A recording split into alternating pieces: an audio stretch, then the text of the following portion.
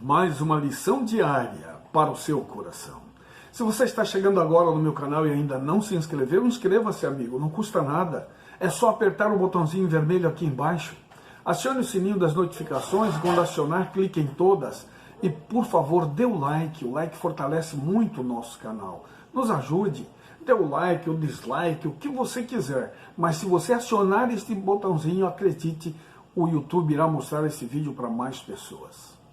É muito bom estar falando com você novamente, amigo ouvinte da Rádio Web Gospel Milênio, de Imperatriz de Maranhão. E também com você, amigo internauta. O tema de hoje é a disciplina de nosso Pai. Como é difícil a gente aceitar uma disciplina, não é? Repreensão.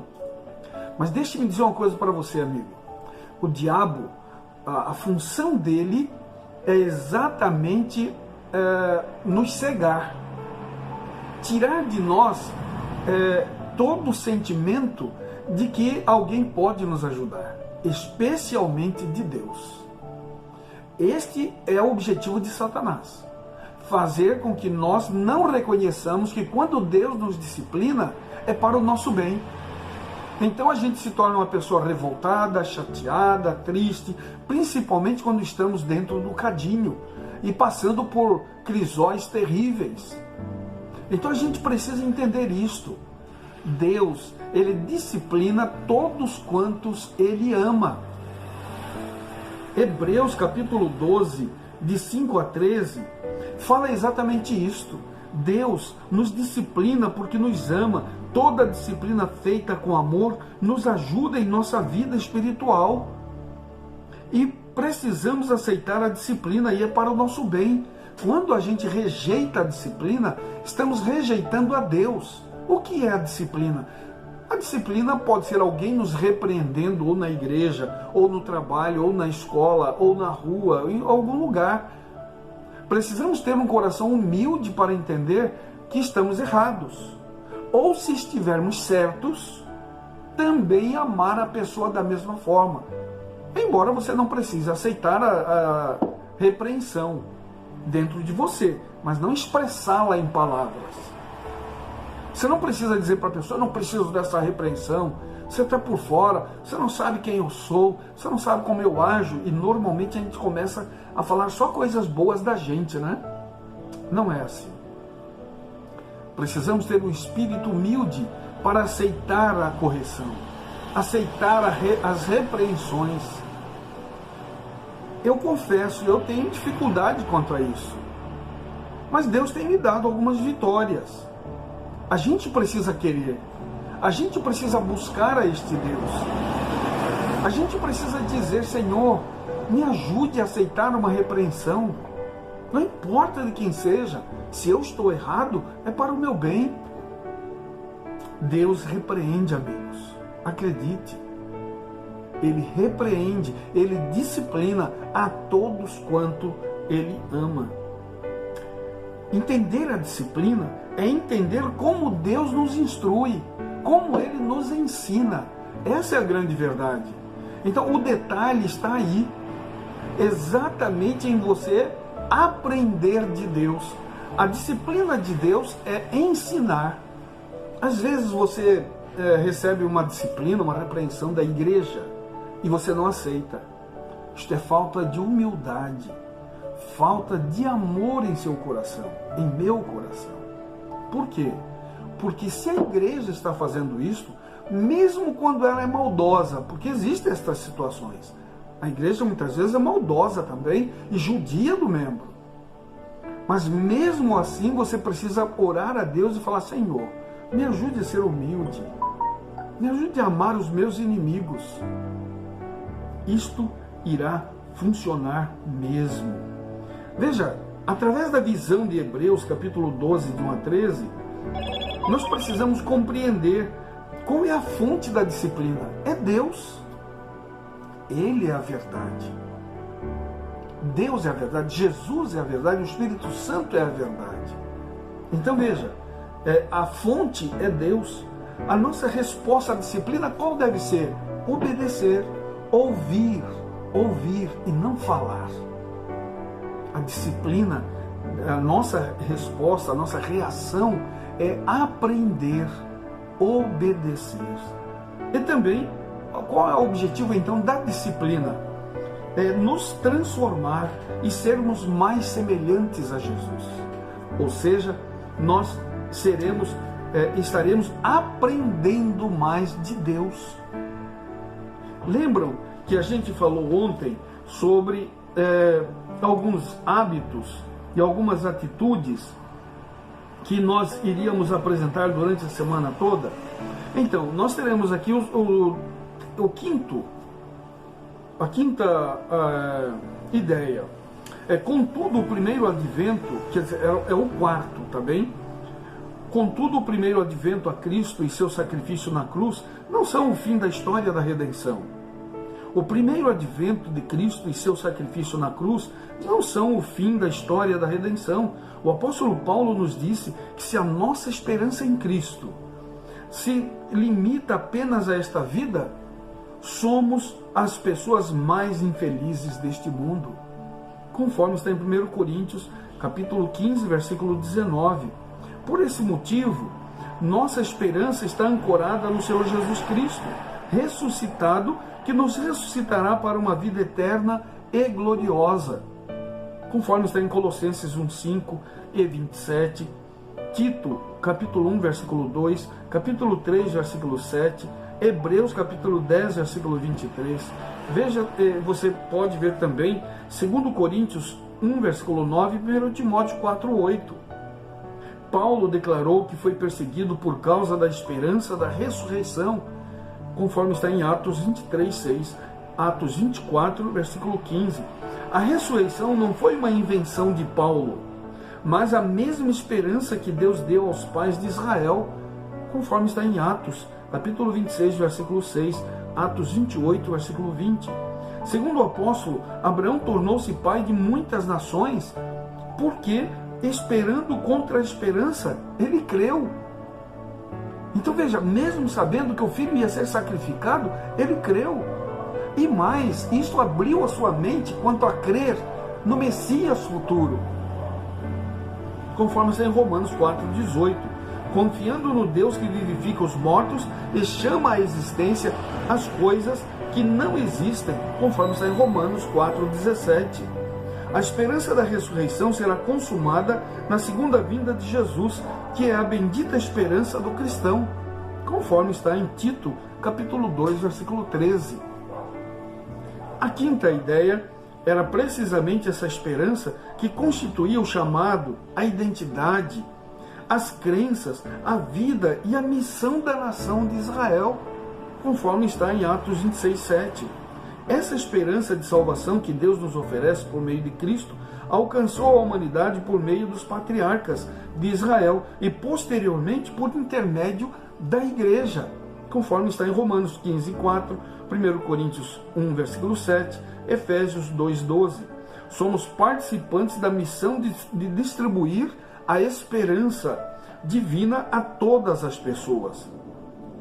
Deus prometeu a Eva que sua semente salvaria o mundo, conforme está em Gênesis 3:15. Deus prometeu a Abraão que bênçãos de salvação para as nações viriam por meio dele, isto é, por meio de sua semente, conforme Gênesis 12, versículo 3 e 17. Ou melhor, 12, 3 e 7. E também Gênesis 18, versículo 18. Romanos 9, versículo 4. Gálatas 3, versículo 8, versículos 15 e versículo 16. Deus prometeu a Davi que sua semente se assentaria para sempre no trono. Romanos 15, versículo 12. Ver Isaías 11, versículos 1 e 2. 2 Samuel 22, 51. Por que então não ficou Davi para sempre? Porque havia uma cláusula que eles deveriam obedecer a Deus. Este era o segredo. Enquanto eles estivessem obedecendo a Deus, com certeza Deus estaria com eles. A partir do momento que eles rejeitassem a Deus, Deus não poderia estar com eles. Não porque Deus não gostaria de estar, é porque o povo não queria mais tê-lo com ele. E o sexto, Paulo invocou a esperança ao abençoar o povo de Deus em meio ao sofrimento. O Deus da esperança encha vocês de toda alegria e paz na fé que vocês têm, para que sejam ricos de esperança no poder do Deus Espírito Santo. Você encontra isso em Romanos 15, versículo 13, 2 Tessalonicenses 2, versículo 16. A esperança é o capacete da armadura do cristão. 1 Tessalonicenses, capítulo 5, versículo 8. Então veja, amigos, na realidade, Paulo ele mostra claramente qual é, de fato, o objetivo da disciplina. E acredite, esses pontos adicionais que nós falamos aqui, do 1 até o 5, até o 6, mostra Paulo falando exatamente a necessidade da esperança em nossa vida, em nosso coração. Não há outra forma, outra maneira de ser. É exatamente pela vida de Cristo Jesus é que nos dá esta esperança, e ela não pode morrer em nosso coração. Há uma lição para nós nessa experiência de Paulo, pois ela revela a maneira de Deus agir. O Senhor pode tirar vitória daquilo que para nós pode parecer frustração e derrota. Corremos o risco, ou corremos o perigo, de nos esquecermos de Deus e olhar para as coisas que se veem, em vez de contemplar pelos olhos da fé as que não se veem. Quando ocorre uma adversidade ou calamidade, estamos prontos a acusar a Deus de negligência ou de crueldade. Se lhe parece adequado eliminar nossa utilidade em algum sentido, nós nos entristecemos, não parando para pensar que Deus pode estar agindo assim para o nosso bem. Necessitamos aprender que a correção é uma parte de seu grande plano e que sob aflição o cristão pode, algumas vezes, fazer mais pelo Mestre do que ao estar empenhado em serviço ativo, conforme está no livro Atos dos Apóstolos, página 305. Muitos que professam o nome de Cristo e afirmam estar esperando sua breve volta, não sabem o que é sofrer por amor a Cristo. Eles não têm o coração subjugado pela graça e não estão mortos para o eu, como se vê muitas vezes de diferentes maneiras. Ao mesmo tempo, estão sempre falando de provações, mas a principal causa de suas provas é o coração não subjugado, que torna o eu tão sensível que geralmente é contrariado. Se essas pessoas compreendessem o que é ser um humilde seguidor de Cristo, um verdadeiro cristão, começariam a trabalhar com bastante fervor e começariam de modo certo. Morreriam primeiro para o eu, passando então a ser constantes na oração e deteriam cada paixão do coração. Abandonem a confiança e a suficiência próprias de vocês, irmãos, e sigam o manso modelo que é Jesus Cristo. Mantenham Jesus em mente sempre, pois Ele é seu exemplo. E vocês devem caminhar em seus passos. Olhem para Jesus, autor e consumador de nossa fé, o qual, pela alegria que lhe estava proposta, suportou a cruz, sem se importar com a vergonha. Ele suportou a contradição dos pecadores contra si mesmos. Por nossos pecados, o Cordeiro manso foi uma vez morto, ferido, moído, esmagado e afligido. Que coisa tremenda! Jesus não poupou-se para que nós pudéssemos ter esta esperança em nossa vida, em nosso coração. Ele morreu e foi morte de cruz, a mais vergonhosa da época, por amor a mim e a você. Pense nisso. Vamos orar. Obrigado, Pai, porque o Senhor não poupou o seu Filho para morrer por mim e por todos os amigos ouvintes da Rádio Milênio e pelos amigos internautas. Pai querido, toma-nos em teus braços de amor. Perdoe todos os nossos pecados, Pai. Renova-nos, refaça-nos se isto for necessário, para que possamos nos tornar novas criaturas. Ajuda-nos, Senhor, em nossas fraquezas, que possamos ter a vontade, o desejo de estudar a Tua Palavra, que o Deus Espírito Santo impressione o nosso coração. Abençoe todos os amigos, cura quem está doente, que ele possa sair do hospital e voltar para casa são e salvo. Tudo isso te pedimos e já te agradecemos em nome de Jesus. Amém, Senhor. Amém. Você pode continuar nos ajudando um pouco mais, enviando este vídeo para seus amigos, colegas de trabalho, compartilhando em suas redes sociais.